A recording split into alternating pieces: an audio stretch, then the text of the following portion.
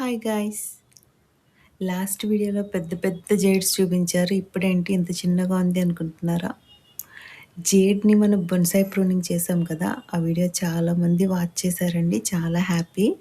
కాకపోతే చూసిన వాళ్ళందరూ ఏమడుగుతున్నారంటే, ఆ కటింగ్స్ అన్నీ ఏం చేశారు అని అడుగుతున్నారనమాట.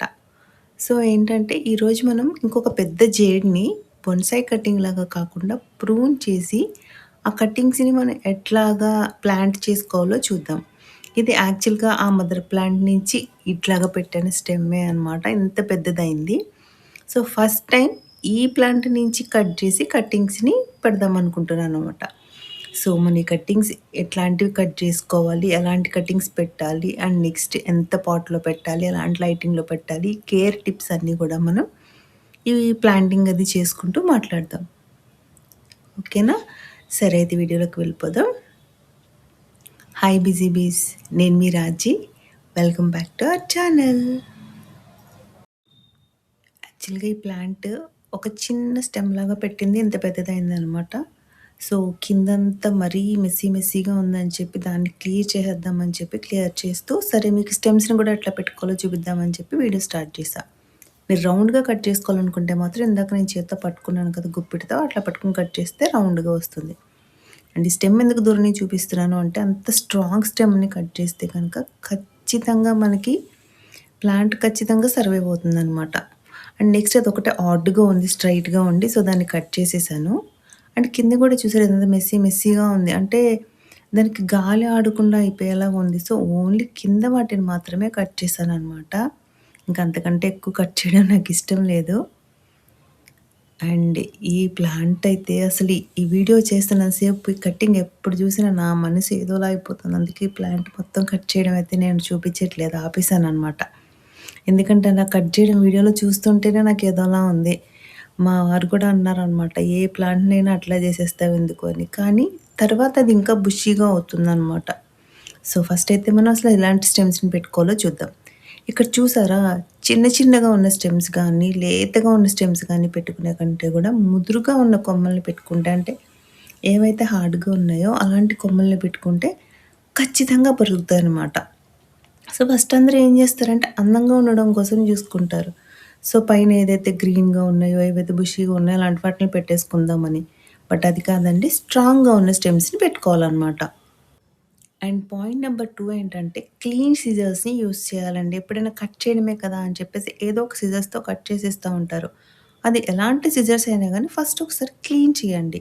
అంటే మనం ప్లాంట్ చేసుకోవాలనుకుంటే అక్కడ మనకి ఫంగస్ గానీ, బ్యాక్టీరియా గానీ ఫార్మ్ అవ్వకుండా ఉంటుందనమాట.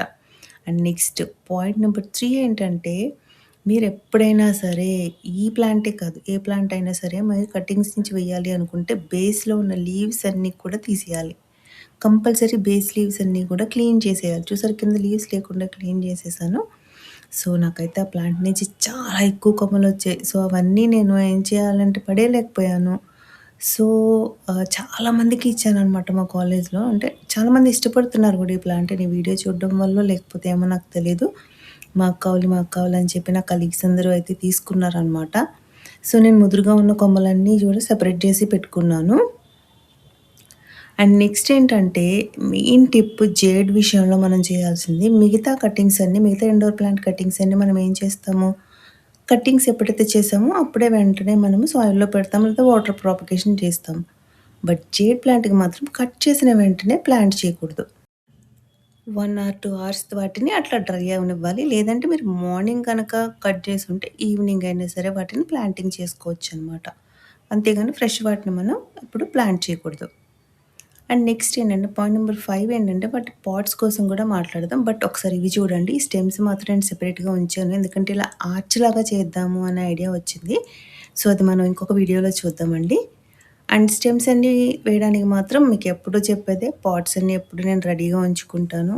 పాట్స్‌లో సాయిల్ వేసి రెడీగా ఉంచితే గనక ప్లాంటింగ్ చేసుకోవడం అనేది కష్టంగా అనిపించదు అని చెప్పి ఖాళీ ఉన్నప్పుడైతే పాట్స్ నింపేసుకుంటాను. సో, వాటిని ఫస్ట్ ఒకసారి తడుపుతున్నాను. మరీ ఎక్కువ తడిపేయొద్దండి. అంటే మొన్న మనం లాస్ట్ వీడియోలో చెప్పుకున్నాం కదా! ఇండోర్ ప్లాంట్ కటింగ్స్‌కి వాటర్ వేసి తడిపేయండి అని. అంత ఎక్కువ వాటర్ అయితే వేయొద్దు. కొంచెం వాటర్ వేయండి చాలు. ఎక్కువ వాటర్ వద్దండి దీనికి. సో, ప్లాంటింగ్ చేసిన తర్వాత కూడా తీసుకోవాల్సిన టిప్ ఏంటంటే, కేర్ ఏంటంటే అసలు మెయిన్ తీసుకోవాల్సింది నెక్స్ట్ డే గానీ, నెక్స్ట్ డే గానీ దీనికి వాటరింగ్ అనేది ఇవ్వకూడదు. ఫస్ట్ మనం సాయిల్ తడుపుకుంటాం గదా! అందులో పెట్టేయాలి. ఒక 2 డేస్, 3 డేస్ దానికసలు వాటరే ఎయకూడదు. అసలు వాటర్ అనేది ఎక్కువైతే కనుక ఏమవుతుందంటే స్టెమ్ అనేది రాట్ అయిపోతుందన్నమాట. మెత్తగా అయిపోయి పడిపోతుంది. సో, ఫస్ట్ మీరు సాయిల్‌ని ఏదైతే వెట్ చేసుకున్నారో ఆ తడి సరిపోతుంది. అప్పుడు కూడా ఎక్కువ తడి చేయకూడదనమాట. ఒక 3 డేస్, 4 డేస్ వేయకపోయినా పర్లేదు. ఆ తర్వాత కూడా ఏంటంటే ఆల్టర్‌నేట్ డేస్ కానీ లేకపోతే సాయిల్ డ్రై అయితే మాత్రమే వేయాలి తప్ప ఎక్కువ వేయకూడదు. అండ్ నెక్స్ట్ ఇంకొకటి గుర్తుపెట్టుకోవాల్సిన విషయం ఏంటంటే సన్‌లైట్. డైరెక్ట్ సన్‌లైట్‌లో అస్సలు పెట్టొద్దండి. బట్ బ్రైట్ లైట్‌లో పెట్టాలి. చాలా ఎక్కువ వెలుగొచ్చే దగ్గర పెట్టాలి. డైరెక్ట్ ఎండ పడకుండా పెట్టాలి. సో, మీకొక 10, 15 డేస్ అట్లా ఉంచారు అంటే మీకు 2, 3 వీక్స్‌కి రూట్స్ ఫార్మ్ అవ్వడం స్టార్ట్ అవుతుంది.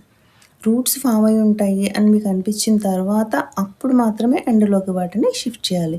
రూట్స్ వచ్చాయని మాకెలా తెలుస్తాయి అంటే మీకు ప్లాంట్ డల్‌గా లేకుండా హెల్తీగా అవ్వడం స్టార్ట్ అవుతుంది గదా! వీక్‌గా ఉన్నదైతే తెలిసిపోతుంది మనకి. సో, సక్సెస్ అయింది అని అనిపించిన తర్వాత వెంటనే వాటిని తీసుకొనెళ్ళి మనం ఎండలో పెట్టాలి. అండ్ ఇప్పుడు మీరు చూస్తున్న స్టెమ్ గూడా నాకు చాలా నచ్చిందనమాట. దాన్నేమన్నా బొన్సాయ్ చేయొచ్చు అని చెప్పేసి చాలా ముదురు కొమ్మండి అది. దాని పక్కన కొమ్మలు కూడా బావున్నాయి. సో, అందుకని ఒక 3 మాత్రం సెపరేట్‌గా ఉంచుకున్నాను. ఆ 3 ఒక దాంట్లో పెడదాము అని పెట్టాను గూడా. అండ్ మీరేం చేస్తారు అంటే ఇట్లా లైటింగ్‌లోకి మారుస్తారు కదా! అలాగే మీకు అదైతే 2, 3 వీక్స్‌లో తెలిసిపోతుంది మీకు రూట్స్ వచ్చాయా లేదా అని. న్యూ లీవ్స్ ఫార్మ్ అవ్వడానికి మాత్రం ఒక 3, 4 వీక్స్ అయితే పడుతుందనమాట.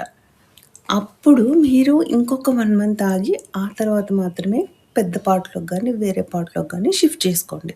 అప్పటి వరకు మాత్రం దాన్నేం కదపొద్దు.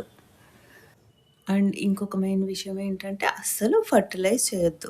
అంటే ఒక 1 మంత్ వరకు మాత్రం అంటే మీరు ప్లాంటింగ్ చేసిన ఫస్ట్ 1 మంత్ ఎలాంటి ఫర్టిలైజర్స్ ఇవ్వద్దు. నాట్ ఈవెన్ ఆర్గానిక్ ఫెర్టిలైజర్స్ కూడా. ఇంట్లో మనం చేసుకునే ఫర్టిలైజర్స్ కూడా ఎలాంటి ఫెర్టిలైజర్స్ దానికి ఇవ్వద్దు.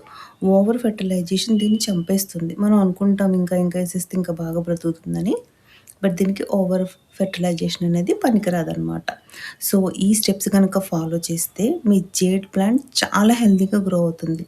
మీరు ఫస్ట్‌లో చూసారు కదా ప్లాంట్, అది వేరే ప్లాంట్ నుంచి కట్ చేసి పెట్టిన స్టెమ్ అంటే అసలు మీరు నమ్ముతారా? సో, అంత హెల్తీగా పెరుగుతాయనమాట. సో, ఈ వీడియో గనక మీకు నచ్చితే అండ్ మీకు హెల్ప్‌ఫుల్ అయితే కనుక ఖచ్చితంగా లైక్ చేయండి అండ్ కామెంట్ చేయండి. అండ్ కామెంట్స్‌లో మీకేమైనా డౌట్స్ ఉంటే కనుక అడగండి. అండ్ మనం ఇంకా మీకు ఈ వీడియో కనుక నచ్చితే జేడ్‌తో మనం డిఫరెంట్ బోన్సాయిస్ ఎలా చేయొచ్చు, లేదా ఆర్నమెంటల్ ప్లాంట్‌లాగా ఎలా చేసుకోవచ్చు, ఇంట్లో దాన్ని టేబుల్ టాప్‌గా ఎలా పెట్టుకోవచ్చు, ఇలాంటి వీడియోస్ కూడా చేసుకుందాం. నెక్స్ట్ వీడియోలో కలుద్దాము. Till then take care. Happy gardening. Bye.